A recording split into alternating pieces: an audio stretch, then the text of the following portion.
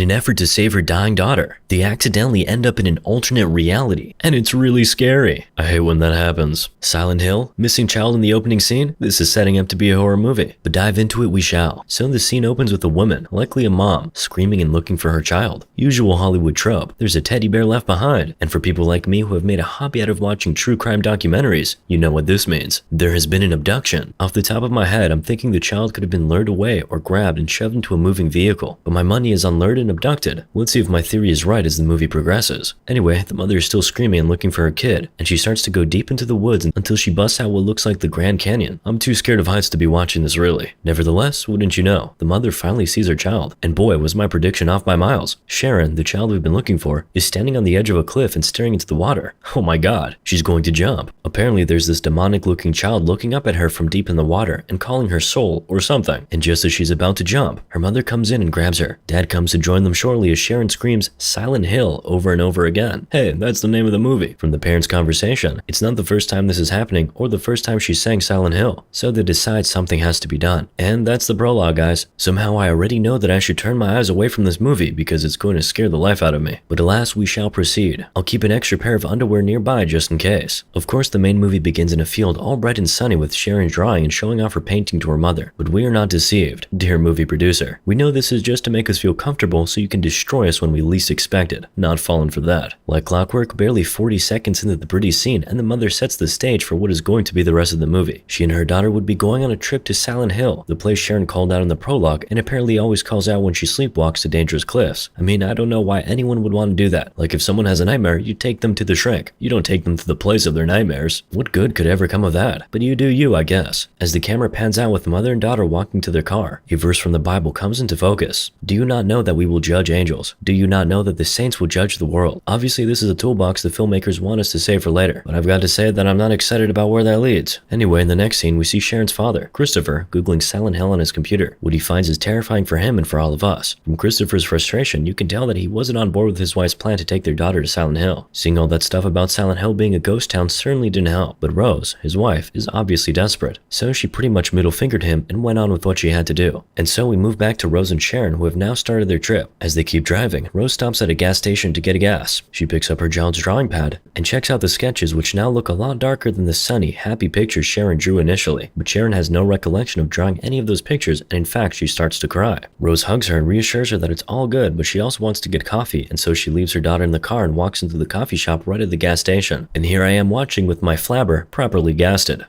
This place looks shifty as hell and super lonely, and you somehow think it's okay to leave your child alone in the car and go grab coffee? I do admire her courage and confidence in the humanity of mankind, though. I would never do that. In fact, if I was Sharon, I'm grabbing hold of my mom and following her everywhere, even if she wants to go number 2 in the bathroom. Anyway, while Rose is at the coffee shop trying to get stuff, this policewoman who had been observing mother and daughter when they got to the gas station walks up to Sharon. But she's smart, so she rolls up the window after telling her to pretty much get lost. Meanwhile, Rose's cards are denied at the shop because her husband blocked them. I guess to stop her from trying to take their daughter to Nightmare Land. Their conversation turns out to be an eye-opener. Apparently Sharon has been to different hospitals for her episodes, but she wasn't exactly getting better. So my bad for criticizing her move to take Sharon to Silent Hill. Also, turns out Sharon was adopted and originally from West Virginia, where Silent Hill is located. Oh boy, I do not like this. As the two resume their journey, the policewoman doesn't seem convinced by Rose's answer to her question that all was okay. So shortly after they hit the road, Rose hears sirens behind them. It's our policewoman and her extraordinary loud bike. Why was it so loud? At first, Rose stops to speak to the police officer, but she senses that the officer wouldn't let her go considering she was headed to Silent Hill. And that's when the first round of chaos begins. After telling her daughter to fasten her seatbelt, she hits the gas pedal, and for a brief second, the movie switches from Silent Hill to Fast and Furious. The car is bursting down gates, Sharon is screaming, and the officer is still giving chase. Mysteriously, the radio starts to make disturbing noises, which causes Sharon to scream. Rose is distracted now, but she looks up in time to see this young girl, or maybe young girl ghost, on the road. She swerves to avoid hitting her, but she swerves too hard and knocks her head on the steering wheel. Then she wakes up, and it's winter. The town looks foggy anyway, and stuff is falling from the sky, which turns out to be ashes, not snow. Worse still, Sharon has left the vehicle. What the hell is this town? Anyway, Rose walks through the town trying to find her daughter. The town looks like it used to be alive, but now there are all these abandoned places like drugstores, pizza places, and the rest. Rose finally catches a glimpse of Sharon, but Sharon is running away from her or running towards something. She descends this flight of stairs, and of course things get weirder. It suddenly gets dark and starts to rain, and I'm thinking, of course, why not? Rain makes everything more dramatic after all. While she's trying to look through the dark, scary streets, Sharon appears behind a gate, but when Rose turns to her, she takes off again. Of course, Rose goes after her, but as tourist attractions in Silent Hill, she's greeted by a body bag. bag, a crucified zombie, and a zombie child that looks like it's a burning goblin. Sorry, scratch that. And make it an army of children going after her. Luckily for her, she finds a door, although it's barricaded by something like a chair. She manages to push through and falls on the floor, so she just starts crawling while these burning goblins persistently go after her. And I'm just here hoping for Rose's sake that this is not the type of situation where one of them bites you, and you become like them, because she's too pretty to be a goblin. Anyway, true to form, before the burning goblins can do anything to her, something makes them disappear, and before our poor darling Rose can get a reprieve, she wakes up in another place. Honestly, now I don't know what to think about this place. Is this place haunted? But haunted places don't just shapeshift or place shift like that. Or did Rose suffer a concussion when she hit her head on the steering wheel, and now all of this is just in her mind? I have questions. Why do the scenes keep switching? Anyway, this next scene looks like an abandoned bowling alley with a creepy song playing in the background. It's Johnny Cash's Ring of Fire, and that guy's voice was beautiful, not gonna lie. But an apocalyptic setting is not the place to appreciate beautiful voices. And Rose agrees with me, so she runs out of the bowling alley and finds herself on the streets again. She runs forward, still looking for Sharon, but she gets to the abrupt end of the road, which dips into a cavernous abyss, and now she's at the dead end. Just then, she hears a voice behind her. Perfect. Just what she needs to startle herself into the abyss. Rose turns back and sees this filthy woman who tries to warn her about some evil people who want to hurt the woman's own child. Thinking she's found someone who could empathize, Rose tries to show this woman a picture of her Sharon, but the woman said Sharon was hers and tried to snatch the picture from Rose. Honestly, I thought Rose was going to push the woman off the cliff, but she didn't. She just shoved her and ran for her life, heading back to her car. On her way and in the car, she finds these drawings that were most likely drawn by Sharon. Of course, Sharon is still nowhere to be found. And of course, when Rose tries to start the vehicle wouldn't start, so she calls her husband, admitting that she was wrong. Their daughter was lost and that she needed him. From the pictures, Rose thinks she can deduce where Sharon is, though, and just when she's about to go and find her, Johnny Law is at her window and she arrests Rose. Meanwhile, Christopher had received his wife's message. Although there was a lot of static that muddled up the whole thing, he was already looking for them anyway, so he continued on to Silent Hill. But at the gate, yep, the same gate Rose busted down earlier, he met law enforcement who told him that they'd found Rose's Jeep, but no sign of Rose or her daughter. While all that is going on, Officer Bennett and Rose are getting along wonderfully. Rose thinks Bennett is a pompous jerk who knows nothing about the real world, and Bennett thinks Rose is a big city jerk who may or may not be a child abuser. Mostly may. Bennett soon sees things for herself though. First she sees the cavernous abyss, and then she sees the goblin child, and for some reason she commands the thing to stop. No crap, genius. Of course, some goblin monster has respect for the law. Rose, by the way, has figured out that this Officer Bennett would get them both killed the way she was carrying on, so she ditches Bennett the minute she's distracted and tries to break free from the cuffs. But she doesn't. She does manage to bring her still cuffed hands to the front though. Nicely done, ma'am. In the drawing she found in the car, Sharon had painted a school, so Rose sets out to look for the school. There are all kinds of religious inscriptions around the school, but you can tell they were being used for something twisted by some religious extremists. While all that is going on, Officer Gucci and Christopher are driving through Silent Town looking for Rose, Bennett, and Sharon. Odd thing is, the town does not look creepy. Abandoned, yeah, but definitely not creepy. Back at the haunted school, Rose is still looking for Sharon, but then she finds this desk with the word witch written on a silhouette of palm prints. Of course, movie people must be adventurous, so she opens the desk and finds some books. One of them has the name, Alessa Gillespie, and for some reason her discovery makes her flashback to seeing a girl tormented by her peers and being called a witch. Don't look at me, I can't explain that either. Once again, she catches a glimpse of Sharon, but when she enters into the hall she thought she saw Sarah disappear into, an abandoned bathroom appears. Looking at this bathroom is making my skin crawl, for more reasons relating to the fact that this is an abandoned communal bathroom than the fact that this is a literal house of horror that Rose is walking through. In one of the stalls, Rose finds a body that has been,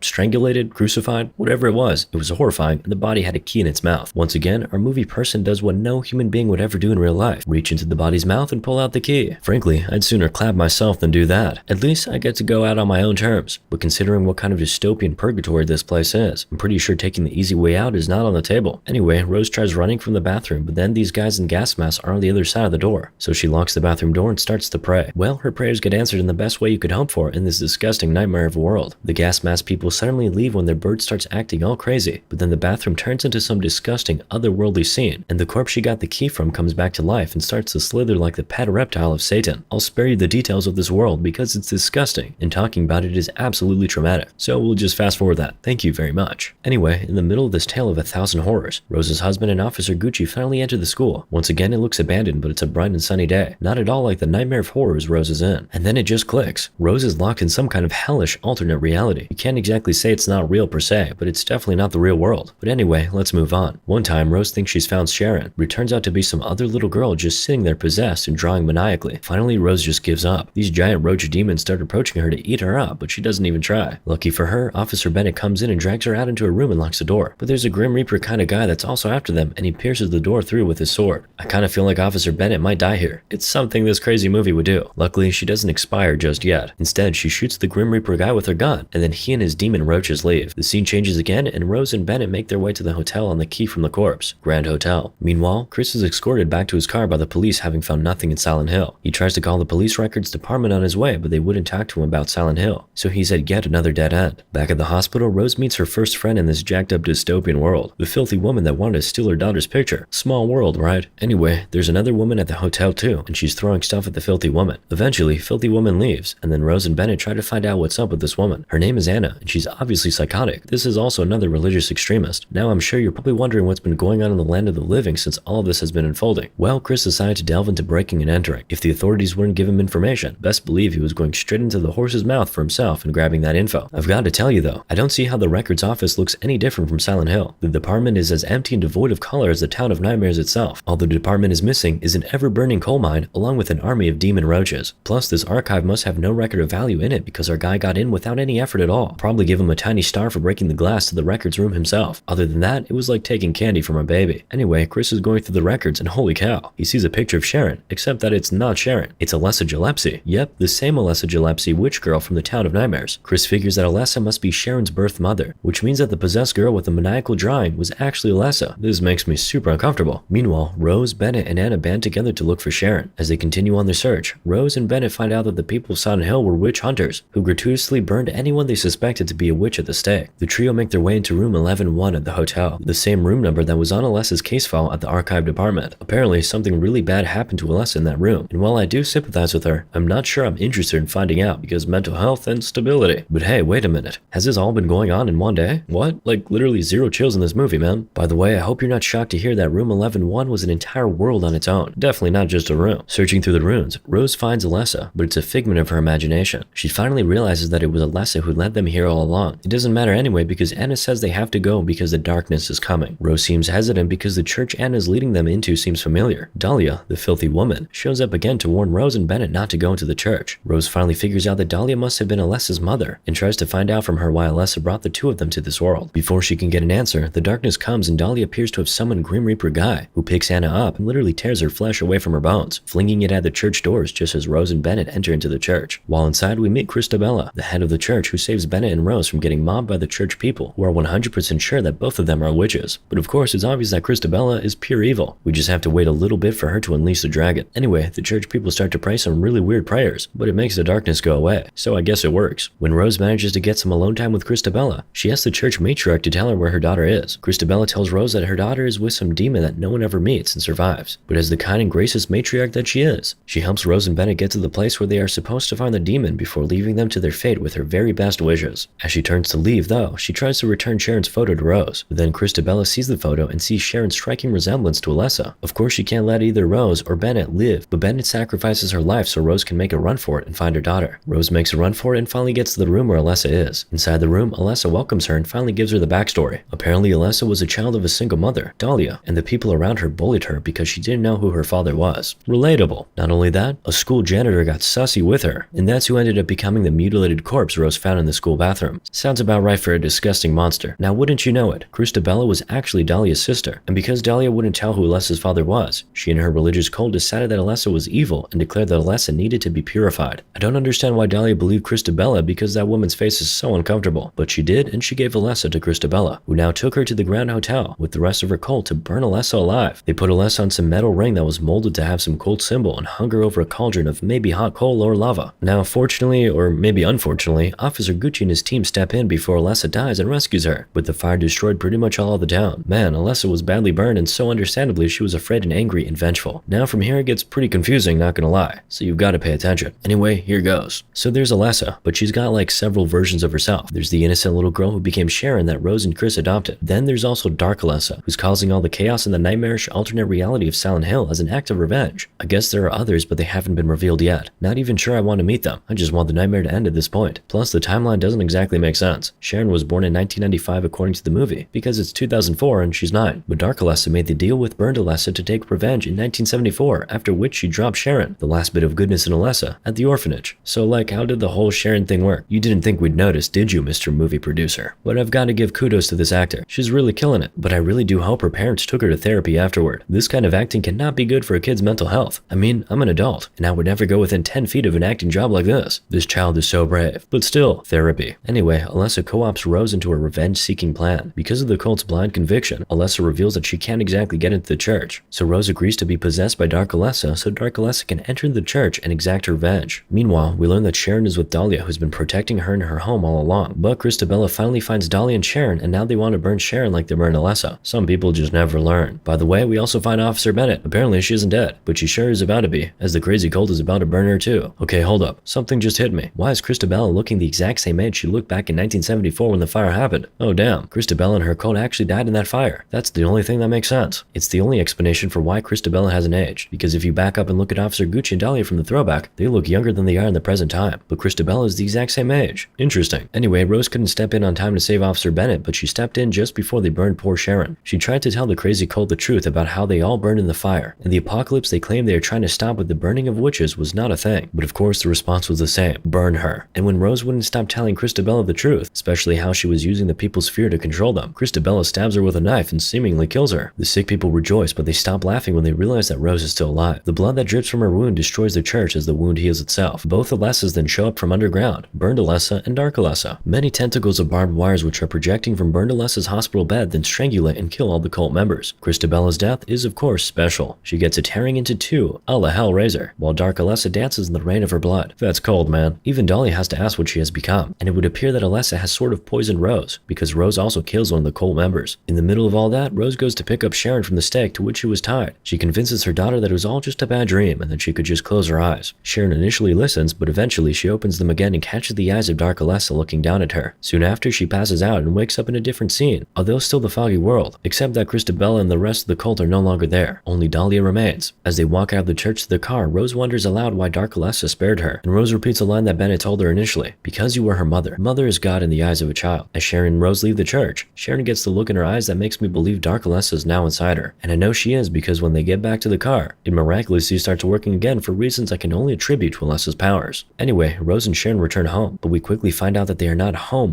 Instead, they are in an alternate reality version of their home that has the same foggy look of Silent Hill. Meanwhile, Chris is left all alone in the real world, hoping and waiting for his wife and daughter who will never return. By the way, Rose called Chris on her way back from Silent Hill, telling him they were on their way, but all Chris heard was static and broken up words. And now he has to live with that forever and ever. And wow, that's the end of the movie. That's literally it. I am not okay. Moral of the story? I have no idea. But the games were pretty cool.